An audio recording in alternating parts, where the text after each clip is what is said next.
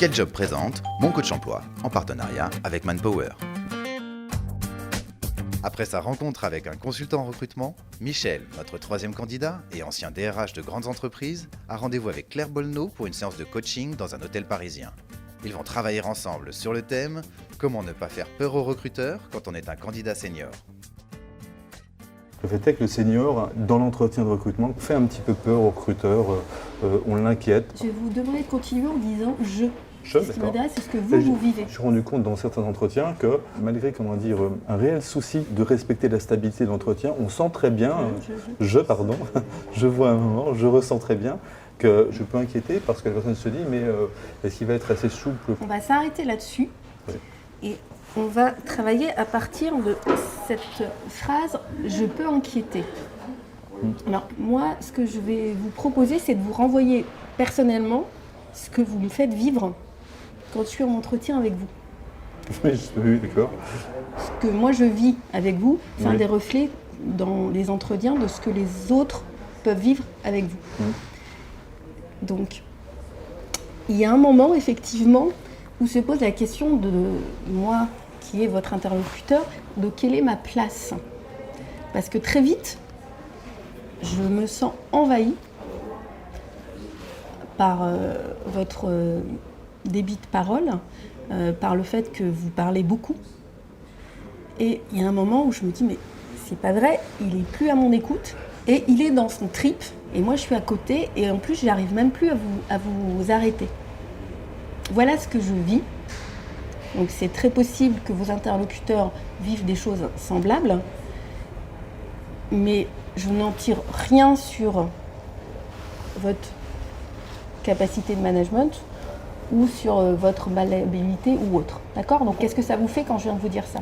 Ce que j'ai immédiatement envie de vous répondre, c'est que ma volonté, c'est vrai que je parle vite et peut-être beaucoup.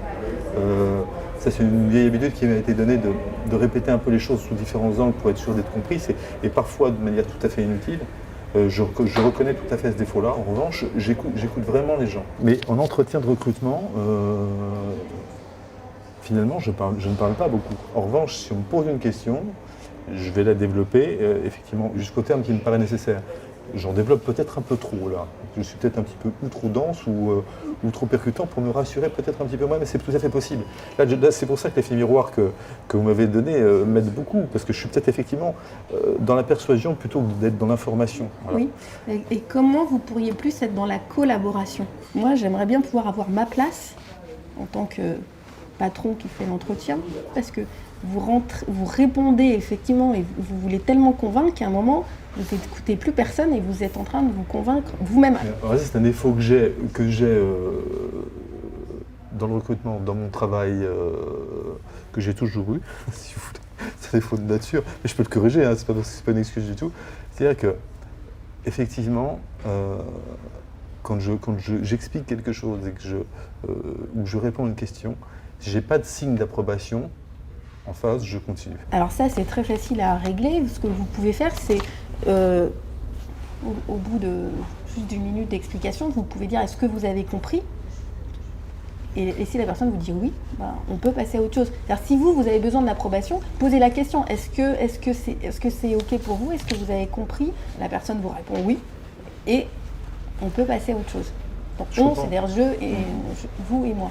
Quand tu me poses une question très basique, je suis un peu déçu, si vous voulez, j'essaie toujours d'en rajouter. Pour dire, écoutez, oui, ce poste-là, je peux le faire, c'est une affaire entendue. Mais pensez à me demander si c'est clair pour moi. Pardon? Pensez à me demander si c'est clair pour moi. Oui. Oui, vous avez raison. Mais je sais pas, est-ce que c'est clair pour vous, Claire? Ça l'est, oui. Bon. Donc, du coup, ça me permet de vous poser d'autres questions. Parce que là, si je ne vous arrête pas, vous êtes parti et vous expliquez en fait la même idée. Claire fait prendre conscience à Michel que sa volonté de convaincre l'amène à reformuler ses idées à plusieurs reprises et donc à garder la parole trop longtemps. Claire invite Michel à se mettre plus à l'écoute de son interlocuteur, notamment en provoquant l'approbation du recruteur, pour éviter de se répéter. Mais tout ça demande de l'entraînement. Comment vous pouvez vous entraîner pour sortir de ce réflexe. Parce qu'on dit qu'il faut 21 jours pour changer un réflexe et mettre quelque chose d'autre à la place. Donc c'est un vrai entraînement. Peut-être le seul exercice qui serait réellement profitable, c'est quelqu'un qui puisse me dire sur tel et tel argument, ce que tu as dit, stop. Et comme dit tout à l'heure, je ne vous ai pas dit, je ne sais pas, est-ce que je suis clair, etc. Effectivement, parce que je n'ai pas ce réflexe-là. Si vous avez besoin que l'autre vous comprenne, posez les questions. Vraiment, j'insiste, parce que ça va changer la nature de l'entretien. Oui, bien sûr. Bien sûr. Je ne rajoute rien. Suis-je clair? Très clair. Claire nous livre son analyse après cette séance de coaching. L'objectif aujourd'hui avec Michel, c'était de lui apporter une prise de conscience sur ce qui se passe quand il est en entretien, la place qu'il peut occuper. Donc, premier enjeu, c'est de lui faire prendre conscience de ça et d'établir un vrai lien avec son interlocuteur où la parole va vers Michel, mais aussi vers l'interlocuteur. Dans le prochain épisode, Michel et Claire se retrouveront pour poursuivre le coaching et entraîner Michel à mieux se vendre en entretien.